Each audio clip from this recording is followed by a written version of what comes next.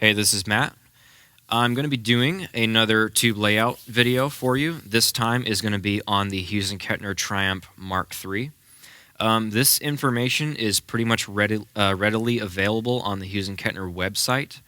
I'm just making a video on this because, quite frankly, I just kind of find this stuff fascinating, and I really love tubes and the technology and just generally how stuff works. And eventually one day there's not really going to be any information up on the Hughes Kettner website because, like the Mark II, they will probably stop making it, and then they'll bring something else in, and then after that the information is very, very hard to find. So hopefully this will be on YouTube for a while. So you know, I'm pretty well aware that not a lot of people are going to be watching this video, but hopefully whoever does watch this will give you some help in the future.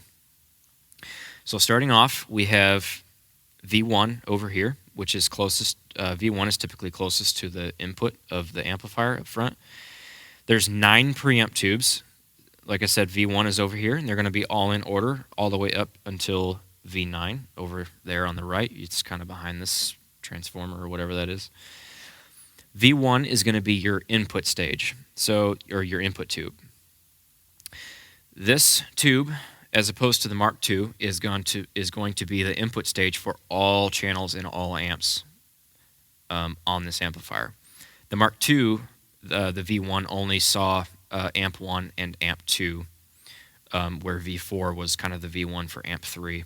You can go watch my video on that one if you own the Mark II, because if you own the Mark II, this tube layout is going to be different than the Mark III. So we have V1 is the input stage, which is active on all channels. So next is V2. V2 is going to be the preamp tube for channel 1B on amp 1 only. So this tube, V2, is specific to 1B only. It's not going to see any other channel. And I believe that this is the tube that is breaking up when you turn up the gain on channel 1B. I have a long plate tube in there right now from JJ. I like these long plate tubes in the cleaner channels because they're pretty chimey, and they just have a brighter characteristic that you can't really get from just simply turning up the treble knob on the amp or the presence. If you don't know what I mean, you should probably get one of these long plate tubes and try them in this position. They're pretty cool tubes. They basically are an ECC83 12AX7, except the only difference with the 803 is just that the plate is longer, so there's going to be like a upper mid bump in the frequency response, but they're really cool. I really like them a lot. And then V3 is going to be the output stage of amp 1. So if you are on channel 1A, which is channel 1, the clean channel, you're going to be seeing V1, and then you're going to be seeing V3. You are not going to see V2 on channel 1. And if you switch to channel 1B, you're going to be seeing V1, and then V2 as a preamp, and then V3 as your output tube. So moving on to V4, I'm going to try to go pretty quickly here. V4 is going to be the second tube if you are switching over to amp 2. So V4 is actually going to control amps 2 and 3. So channels 3 through 6, 3, 4, 5, and 6 are going to start from V1, and then they're going to jump over to V4. So you can kind of treat, I would give pretty high priority to V4 if you're looking to affect your higher gain channels on amps 2 and 3. V2 and V3 are pretty much tubes that you can mess around with your clean channels on amp 1, but V1 and V4 give you quite a bit of control over amps 2 and 3. And I have a JJ ECC83 gold pin in this one just because it's such a nice, lush, detailed, full-bodied tube. It's a great V1 tube for in this position. I can't think of a better tube to put in this position. And then V5 is going to be the output stage. I think it's the output stage, but of channels 2A and 2B, so amp 2 only. So if you are on channel 2A, the tubes that you are going to see are V1, then it's going to go to V4, and then it's going to go to V5. And the same thing is going to be true with 2B. You're going to see V1, you're going to see V4, and then you're going to see V5. So on amp 2, it's going to be those 3 tubes. And in this position, I have my Genelex Gold Lion B759, just because I really like the mid-range for the amp 2, because the amp 2 is kind of like your more of a rock tone where a lot of mid-range is kind of desired. So the Genelex is really, really cool for that. I really love this tube. And then moving on to V6. V6 is going to be specific to not amp 3, excuse me, channel 3A only. So if you switch to channel 3A, the tubes that are going to be active are V1, V4, and then V6. And the same thing is kind of going to be true with channel 3B. Channel 3B, it works the same way, except V7 is going to be specific to channel 3B. So when you're on channel 3B, the tubes that are active are going to be V1, V4, and then V7. And then moving on to V8. V8 position is going to be the tube that is going to drive your effects loop, actually. This is something that wasn't on the Mark II. This is kind of gives you the opportunity to add a little bit more flavor to the overall tone of the amplifier. If you're somebody who runs the effects loop off, I don't really think you're going to be seeing that tube. You could probably just turn the effects loop on and just plug a cable from the send to the return if you wanted to add that tube in there for flavor. You can kind of do like little, tricks and stuff like that if you can kind of figure that out. But yeah, I mean, my suggestion in here is to use a pretty neutral sounding tube. If you're somebody who likes to turn the effects loop on and off, then you might want to use a more of a natural sounding tube, like a JJ tube or something, to make sure that you're not getting like tone shifts when you turn your effects loop on and off. I'm somebody who likes to run it on all the time, regardless of whether I'm using effects or not. But so that's V8. And then V9, lastly, is your phase inverter tube. Everything that I've just said with all the channels, obviously the phase inverter, every single channel is going to see the phase inverter. Just as every channel sees V1 as an input stage, you can think of V9, the phase inverter, as sort of an output stage for all the channels. And the phase inverter tube is the tube that's going to push the signal to the power tubes. I can't exactly remember how it does it, but I just know that using a balanced tube in the phase inverter is pretty important if you're going to be pushing the volume of your amplifier. The higher you have your volume, the more the tubes are going to get pushed, and the more a balanced tube is going to become necessary in order to actually maintain the proper sound of your amp with that tube. If they're off balance, I think it can change the sound a little bit, but honestly, at the end of the day, if it sounds good, it doesn't really matter.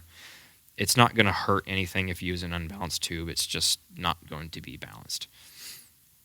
I think that would be actually kind of a cool video idea, is to get like the most unbalanced tube that I can, crank the amp all the way up, and then shoot a video with the same exact tube, one balanced, one unbalanced. I really want to see what kind of a difference that makes. I think that would be kind of cool. But that's pretty much it for the preamp tubes.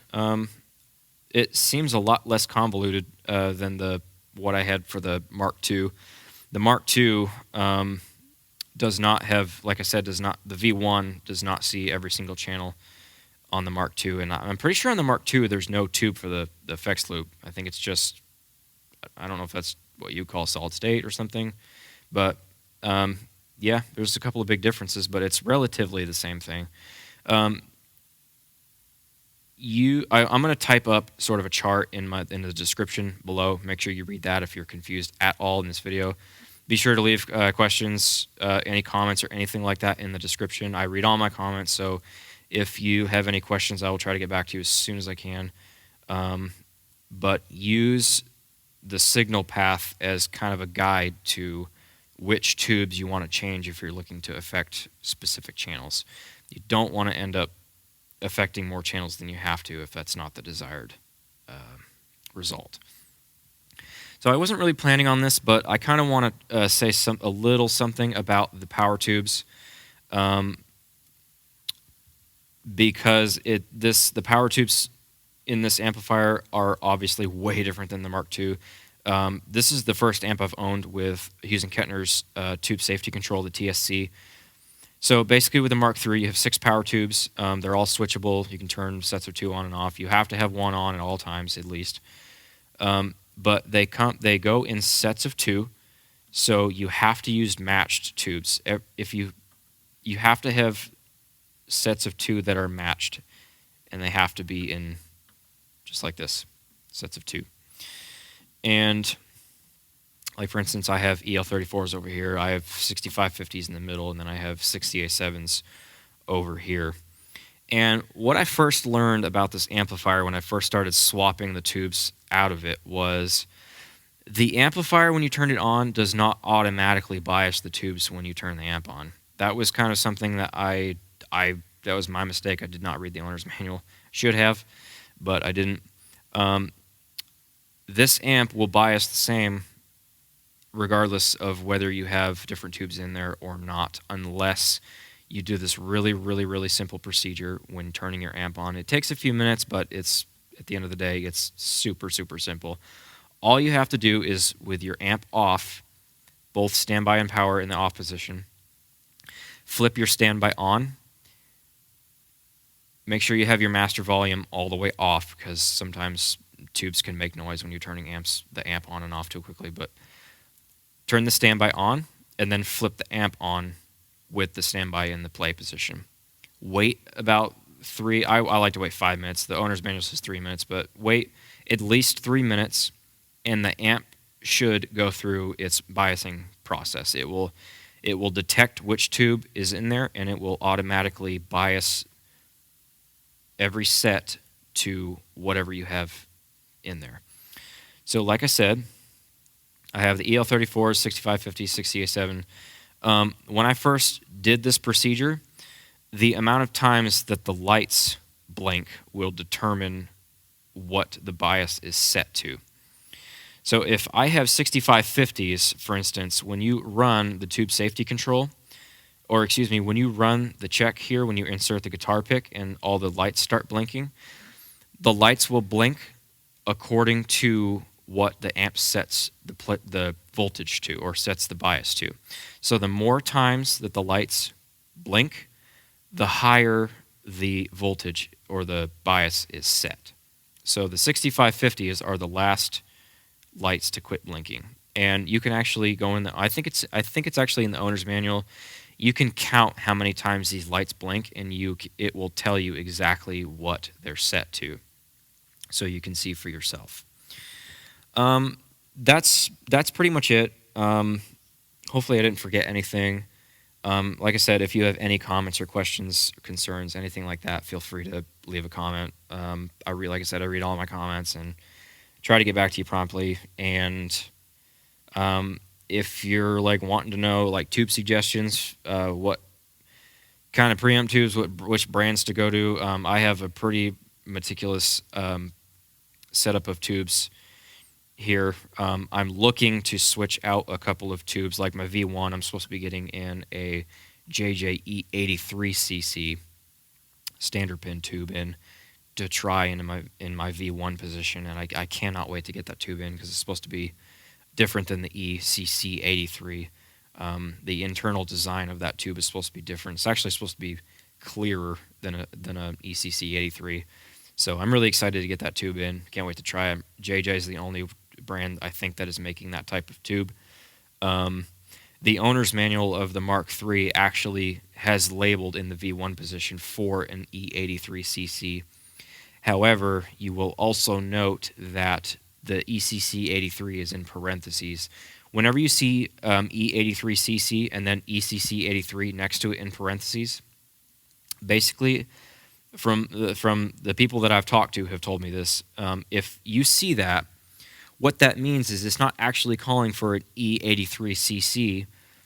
It's just telling you to use the highest quality ECC83 that you can find for the V1 position, because the V1 position is so important. Like I said, I don't know if I said this in this video or not. I've done this a couple of takes on this video.